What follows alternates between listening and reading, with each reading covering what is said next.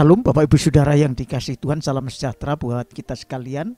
Senang sekali kita boleh berjumpa dalam renungan firman Tuhan yang akan sama-sama kita dengarkan bersama. Dan saya percaya bahwa setiap kita merenungkan firman Tuhan, kita akan diberkati olehnya karena firman-Nya adalah ya dan amin. Dia berkuasa, roh dan menghidupkan. Karena itu Bapak Ibu Saudara, kali ini saya rindu kita semua akan mendengarkan firman Tuhan tentang ritualitas di dalam kekristenan, apa yang ditulis oleh Alkitab kepada kita sekalian. Namun kita harus tahu persis sebetulnya apa sih sesungguhnya kehidupan kekristenan yang sejati. Apakah kekristenan memang benar bahwa ritualitas itu menjadi penting? Tetapi sesungguhnya apa yang dikatakan Tuhan itu yang akan kita renungkan. Dan jangan sampai kita salah mengerti tentang apa yang disebut tentang bagaimana kita bersedekah, bagaimana kita berdoa, dan bagaimana kita berpuasa.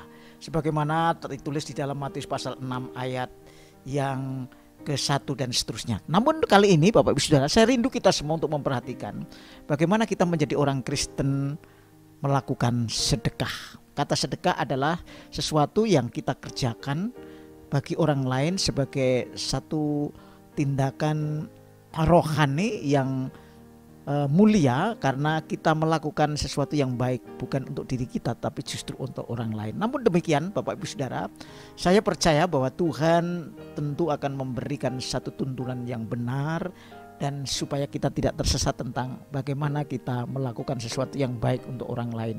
Apakah hanya sekedar bahwa itu sudah dilakukan dan menjadi benar, tapi yang penting adalah bagaimana motivasi dan inti daripada sedekah itu sendiri. Mari saya akan bacakan di dalam Matius pasal 6 ayat yang pertama dan seterusnya. Nanti kita akan renungkan dari beberapa ayat ini Bapak Ibu Saudara. Yang pertama, ingatlah jangan kamu melakukan kewajiban agamamu di hadapan orang supaya dilihat mereka, karena jika demikian kamu tidak beroleh upah dari Bapamu yang di surga.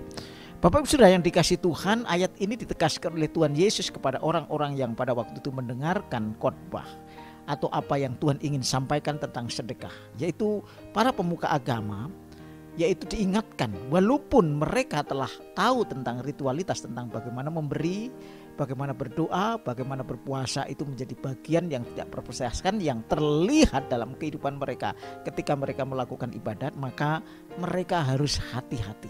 Tuhan Yesus tegur dan ingatkan dengan keras bahwa orang yang bersedekah bukan sekedar melakukan sesuatu untuk orang lain, tapi yang penting adalah yang pertama, bahwa kalau kita, saudara dan saya sebagai orang Kristen, sebagai orang yang percaya bahwa Yesus adalah Tuhan dan Juru Selamat, maka sedekah tidak boleh dilakukan hanya karena supaya saudara terlihat oleh orang. Artinya apa? Bukan berarti saudara harus tersembunyi supaya tidak mendapat tanggapan dari orang lain, tetapi motif saudara, tujuan saudara itu jauh lebih penting, karena itu ada di dalam pikiran, dalam hati saudara sekalian. Tidak mungkin kita melakukan sesuatu yang sedekah dan tidak dilihat oleh orang ketika itu dalam satu perhimpunan atau perkumpulan. Taruhlah di gereja, memberikan persembahan, mungkin juga perpuluhan ataupun persembahan tatangan yang lain yang merupakan sedekah, itu bagi gereja dan juga bagi orang miskin. Diakonia taruhlah begitu. Namun demikian dalam satu komunitas yang harus dikemas, dalam satu persekutuan ibadah, tentu tidak mungkin tidak kelihatan. Tapi yang Tuhan tekankan adalah bukan masalah tidak kelihatan atau kelihatan, tetapi motif saudara dan saya ketika memberi sesuatu itu tidak ingin supaya saudara dilihat orang bahwa saudara diberi tanda atau diberi satu identitas bahwa engkau telah memberi, dan itulah yang menjadi penting bagi saudara ketika saudara memberi sedekah. Banyak orang yang kepingin memberi sedekah hanya karena supaya dia menjadi penyumbang atau kontributor dan dicatat dalam tinta emas dalam kehidupan satu organisasi. Saya pikir bukan itu tujuannya. Saudara, itu adalah bagian daripada mungkin tata kelola administrasi. Oleh gereja boleh saja, oleh organisasi yang mencatat boleh saja, tapi bagi kita sendiri tidak penting entah itu dicatat atau tidak, karena tujuan kita memberi sedekah sebagai pelaku-pelaku agama yang sesuai dengan firman Tuhan, yang seperti apa yang Tuhan ingatkan buat saudara dan saya adalah saudara memberi sedekah bukan bertujuan supaya saudara dilihat oleh orang bahwa saudara berjasa dan saudara menjadi orang yang beragama, saudara orang yang menyatakan bahwa saudara menjadi orang yang suci. Sesungguhnya bukan itu jauh daripada apa yang dikehendaki oleh Tuhan tentang bagaimana saudara dan saya bersedekah. Saudara-saudara, Yang kedua, di dalam ayat berikutnya kita akan baca, jadi apabila engkau memberi sedekah, janganlah engkau mencanangkan hal itu seperti yang dilakukan oleh orang munafik di rumah-rumah ibadat dan di lorong-lorong supaya mereka dipuji orang. Yang kedua, Bapak Ibu Saudara, yang kedua adalah bagaimana supaya motivasi tentang saya atau kita memberikan sedekah untuk dipuji orang itu dijauhkan dari apa yang ada di dalam diri saudara dan saya. Karena itu justru tidak memberikan satu nilai di hadapan Tuhan. Mungkin saudara dan saya menjadi berkat karena apa yang saudara berikan, entah itu uang, entah itu harta, entah itu sesuatu yang berguna bagi orang lain. Memang orang merasa tertolong oleh apa yang saudara lakukan. Tetapi tujuannya sekali lagi, motifnya sekali lagi saya katakan kepada kita sekalian hari saya tegaskan sebagai hamba Tuhan, kita semua sebagai orang Kristen, saya rindu kita semua untuk menjadi orang yang benar-benar melakukan kehendak Allah. Jangan sampai kita memberi sedekah hanya karena kita mencanangkan, yaitu mempropagandakan dari seluruh tempat ke tempat yang lain, dari satu desa ke desa lain tahu bahwa kita akan mengadakan satu program charity yang semuanya itu hanya untuk meninggikan manusia dan mencari pujian. Itu sama sekali Tuhan larang dan Tuhan tidak akan perkenankan dan tidak akan mendatangkan kemuliaan bagi Tuhan, bahkan tidak akan mendapat upah dari Tuhan walaupun itu menjadi berkat orang lain. Jadi yang pertama supaya tidak boleh dilihat orang-orang, yang kedua supaya motifnya tidak mencari pujian tetapi hanya untuk memuliakan Tuhan. Aku berkata kepadamu, sesungguhnya mereka sudah mendapat upahnya. Ayat yang ketiga, saudara, jika kau memberi sedekah, janganlah diketahui tangan kirimu apa yang diperbuat oleh tangan kananmu. Ayat yang keempat, hendaklah sedekahmu itu diberikan dengan tersembunyi, maka Bapamu yang melihat segala yang tersembunyi dan akan membalasnya kepadamu.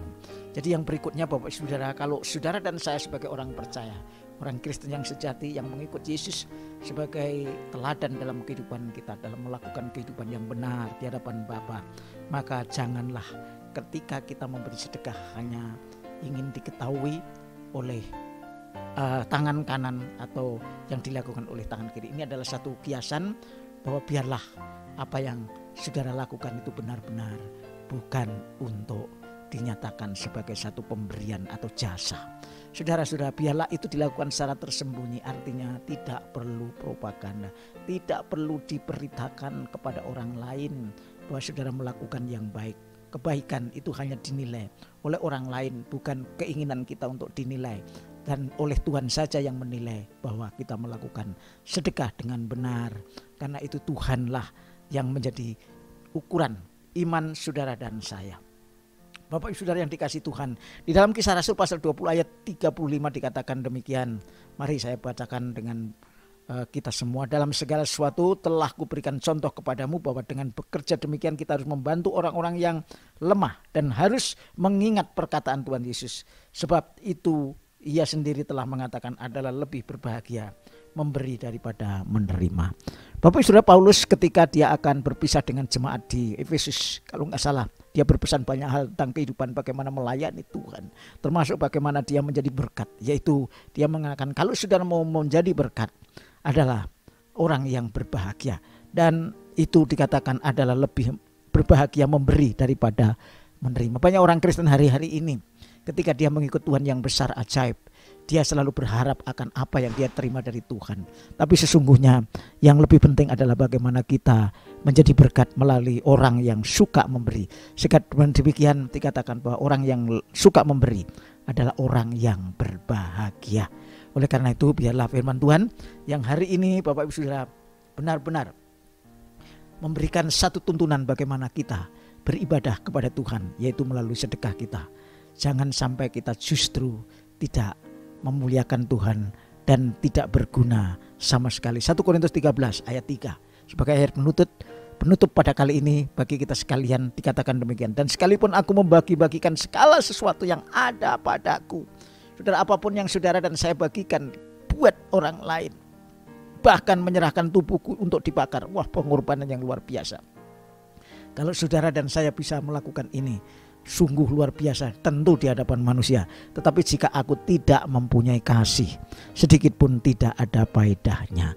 Kasih yang melandasi hidup kita untuk bersedekah. Karena itu kita tidak mencari hormat, kita tidak ingin mendapat pujian, kita tidak ingin supaya dilihat orang. Dalam memberi sedekah hanya karena tulus, ikhlas dan rindu.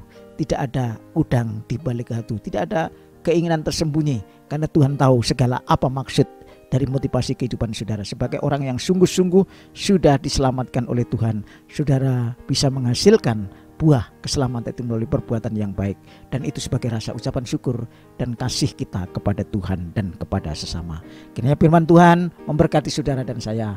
Haleluya, amin.